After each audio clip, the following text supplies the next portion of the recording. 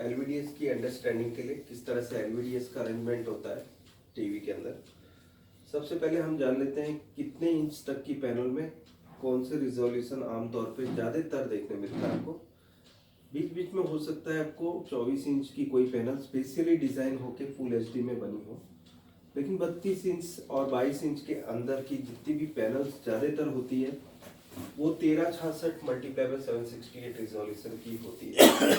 ये एक तरह का रिजोल्यूशन है।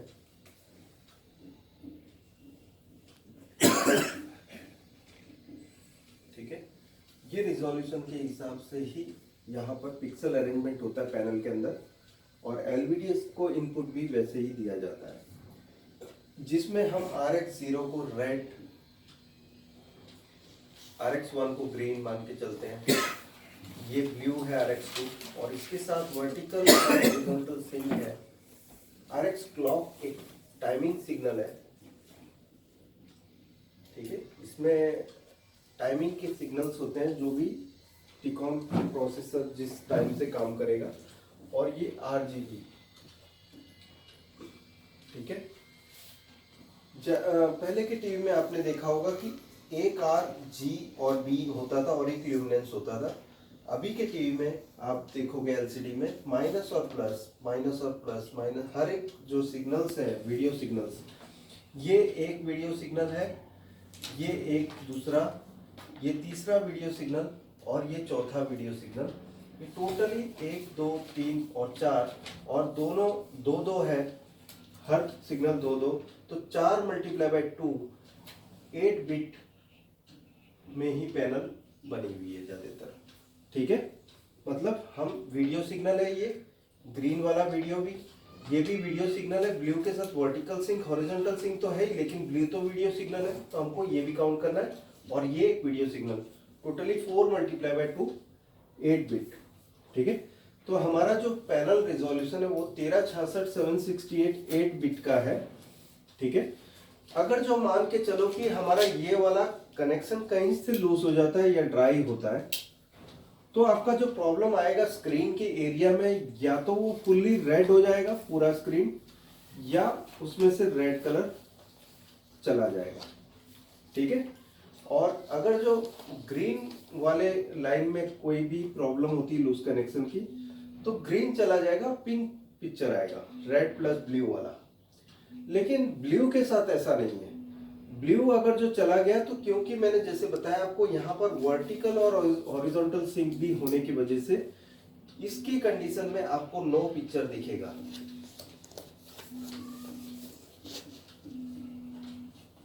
चाहे आपकी पैनल वोल्टेज बन रही हो या सब कुछ सही हो, लेकिन आपने ये तार आपकी खराब है, क्योंकि ये डेटा एनेबल्ड पिन है, ठीक है, इसका काम जरूरी है, और ये सिग्नल के बिना पिक्चर पे कुछ भी नहीं छपेगा। तो यहाँ पर नो पिक्चर की प्रॉब्लम आएगी, यहाँ पर भी नो पिक्चर, ठीक है। क्लॉक का भी प्रॉब्लम आएगा तो नो पिक्चर होगा। लेकिन ये वाला सिग्नल, अगर जो सभी सिग्नल ओके हैं क्लॉक तक, लेकिन RX3 का प्रॉब्लम है, तो मैपिंग टाइप फॉल्ट दिखेगा।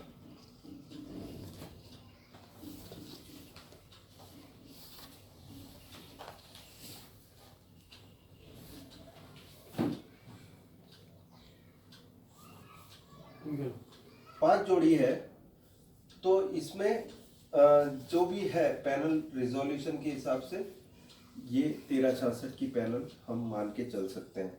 तो आपको जो सॉफ्टवेयर देना होगा, अगर जो इस टाइप की पैनल है जिसमें एलवीडीएस इस टाइप की है 5 जोड़ी वाली, तो आप 1366 768 8 बिट दे सकते हो, ठीक है। और अगर जो मान के चलो कि यहाँ पर 5 नहीं और 5 जोड़ी भी है एडिशनल, तो ये फुल एचडी 8 बिट हो गया। तो आपको 1920x1080 का रिजोल्यूशन देना होगा। वो अब मैं आपको नेक्स्ट इसमें ड्रॉ करके बता रहा हूँ। ओके, फोकस ले लेना। ओके, फोकस हाँ, स्टार्ट। सो अभी ये जो है इस टाइप की जो कनेक्टर की इसको बोलेंगे फुल एचडी 8 बिट, क्योंकि यहाँ वीडियो सिग्नल है 1 2 3 और 4, ठीक है। 4 मल्टीप्लाई बाई 2 8। वैसे ही दूसरी चैनल में भी 1 2 3 और 4 मल्टीप्लाई बाई 2 8 बिट। तो ये 8 बिट फुल एचडी कनेक्टर है, ठीक है।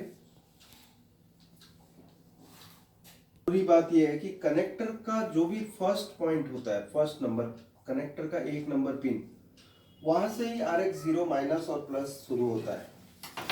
जैसे ये सभी माइनस और प्लस 2 सिग्नल्स हैं एक एक सिग्नल के।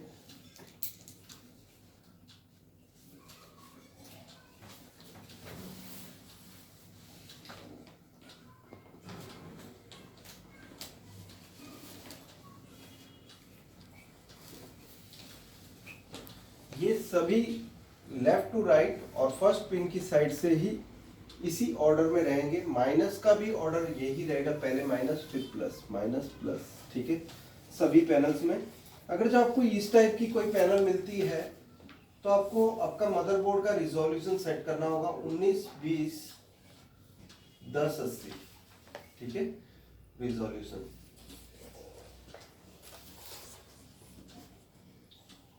Eight bit. आपको खास यही ध्यान रखना है कि आपकी पैनल के हिसाब से आपको मदरबोर्ड को सॉफ्टवेयर देना है, ठीक है। जो भी फ्लैश आईसी को डेटा दोगे वो आपकी पैनल को मैच करना चाहिए, तभी आप पिक्चर दिखा पाएंगे, पिक्चर देख पाएंगे। और कई बार ऐसा होगा रॉन्ग रिजोल्यूशन से आप 4 पिक्चर दिख रही है, 4 एक ही टाइप की फिल्म्स दिख रही है आपको, ठीक है। या ये हो सकता है ऊपर की साइड में पिक्चर दिख रही है पूरी और आधा एक पट्टा आ रहा है, उसके बाद उसी पिक्चर का आधा भाग उधर रिवर्स होके उधर आ रहा है, नीचे की साइड में वर्टिकल लाइंस दिखेगी आपको और आपको लगेगा जैसे पैनल खराब है। सो इस टाइप के फॉल्ट्स भी रिजोल्यूशन की वजह से होते हैं, जो कि मदरबोर्ड से पुअर रॉन्ग रिजोल्यूशन जो आपकी पैनल के हिसाब से नहीं होने की वजह से। जिस डेटा का जो LVDS होगा उसमें जो पिन्स की कॉम्बिनेशन होगा, पिन का कॉम्बिनेशन वो कुछ इस तरह से होगा।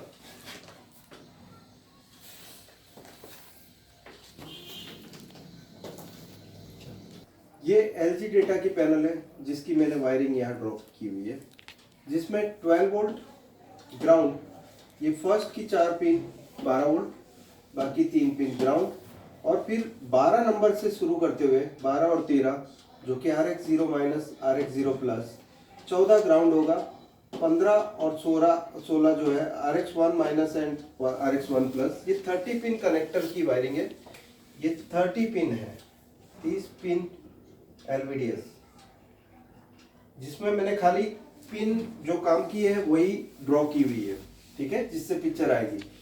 सो फर्स्ट 12 और 13 पे RX 0 minus and plus, 14 ground होगा, 15 और 16 पे RX 1 माइनस और प्लस, 17 ग्राउंड होगा, 18 और 19 पे RX 2 माइनस एंड प्लस, और फिर बाद में 20 ग्राउंड होगा, 21 और 22 पे RX क्लॉक और माइनस और क्लॉक प्लस, 23 ग्राउंड होगा, 24 नंबर RX 3 माइनस और 25 नंबर RX 3 प्लस। ये LG डेटा की वायरिंग होगी, जिसमें से मान लो कि इसमें डस्ट है इस वायर में तो आपकी पिक्चर नहीं आएगी, इस वायर में डस्ट है तो आपकी पिक्चर नहीं आएगी, इस वायर में फॉल्ट है तो ये मैपिंग टाइप फॉल्ट आएगा, इस वायर में फॉल्ट है तो रेड कलर गायब होगा या तो फुल्ली रेड हो जाएगा, इस लाइन में फॉल्ट है तो इसमें ग्रीन कलर फुल हो जाएगा या तो ग्रीन गायब हो जाएगा, RX 2 में प्रॉब्लम है तो ये पूरा पिक्चर गायब हो जाएगा, नो पिक्चर हो जाएगा, और RX क्लॉक में भी प्रॉब्लम हो तो नो पिक्चर हो जाएगा। ये LG डेटा की LVDS की वायरिंग है, जो पैनल की, पैनल LVDS, ठीक है। सो ये मैं आप क्लोजअप में बता रहा हूँ आपको कि किस तरह से इसमें LG डेटा की वायरिंग होती है। पूरी पैनल की ये कंप्लीट वायरिंग है जो 30 पिन LVDS की LG डेटा में, ठीक है। इसके बाद सैमसंग की डेटा की अगर जो वायरिंग की बात की जाए तो सैमसंग में यहाँ सप्लाई ना होकर 30 नंबर से सप्लाई होगा और 5 नंबर से कनेक्शंस चालू होंगे, ठीक है। इसके बाद मैं आपको LVDS सैमसंग का लिखा रहा हूँ, एल जी डेटा का अभी देखा आपने, सैमसंग का मैं आप एलवीडीएस कनेक्शन कैसे होता है पैनल पे वो बताने जा रहा हूँ। सो ये सैमसंग डेटा की जो एलवीडीएस कनेक्शंस होते हैं जो पैनल पे, पैनल के ऊपर सोर्स पीसीबी या टिकॉन जो भी है 30 पिन कनेक्टर में, 30 पिन कनेक्शन, चाहे वो कनेक्टर टाइप हो पतला पट्टे का या पिन टाइप हो, किसी भी टाइप का हो, इसकी जो वायरिंग ये रहेगी जो मैंने आपको बताया अभी, जिसमें 30 नंबर से इसमें सप्लाई होगी, 30 से 4 पिन सप्लाई की होगी। उसकी तीसरी बाद की पिन जो होगी 4 पिन छोड़कर वो ग्राउंड होगी। और फिर जिस तरह से मैंने कनेक्शंस दिए हैं 5 और 6 से शुरू होंगे, RX0 minus, RX0 plus, ground 9 और 10 पे RX1 माइनस और प्लस, फिर वैसे ही हर एक के बीच में एक ग्राउंड डालते हुए ये पूरा कनेक्शन होगा। और इसमें भी वही है, RX2 मिसिंग होगा तो भी पिक्चर नहीं आएगा, RX क्लॉक मिसिंग होगा तो भी पिक्चर नहीं आएगा, RX3 की प्रॉब्लम से मैपिंग टाइप फॉल्ट आएगा, RX0 और माइनस और प्लस से रेड का प्रॉब्लम, RX1 माइनस और प्लस से ग्रीन का प्रॉब्लम, RX2 से नो पिक्चर, RX क्लॉक से नो पिक्चर, RX3 से मैपिंग का फॉल्ट। अगर जो ये वोल्टेज ही नहीं होगा तो नो पिक्चर। इतना हुआ। सो दोस्तों ये वीडियो कैसा लगा जरूर मुझे मैसेज कीजिए आप। डिस्क्रिप्शन में मैं अपना सारा नंबर वगैरह सब कुछ आपको भेज दूंगा। अगर जो आपको मेरी ट्रेनिंग अटेंड करनी है जो कि चंडीगढ़, हुबली और कोलकाता में है, जो कि 18, 19 और 20 को कोलकाता में है, और उसके बाद फिर चंडीगढ़ में 22, 23, 24 फरवरी को, और हुबली के जो ट्रेनिंग है वो मार्च में रहेगी 5 और 6 तारीख को। इसकी रजिस्ट्रेशन ऑन है, अगर जो आप चाहें तो इसमें रजिस्टर करके अपना नॉलेज सोर्स बढ़ा सकते हैं। और अगर जो आपको ये वीडियो अच्छा लगा तो लाइक कीजिए, अगर जो ज़्यादा से ज़्यादा लोगों को शेयर करोगे तो ये नॉलेज बहुत से लोगों तक पहुंचेगा।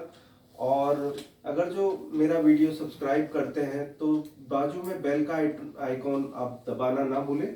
बेल का आइकॉन दबाने से आपको नोटिफिकेशन जब भी मेरे न्यू वीडियोस अपलोड होंगे आपको आपकी मोबाइल स्क्रीन पे नोटिफिकेशन देखने मिलेगा। शुक्रिया दोस्तों ये पूरा वीडियो वॉच करने के लिए, थैंक्स अ लॉट, बाय।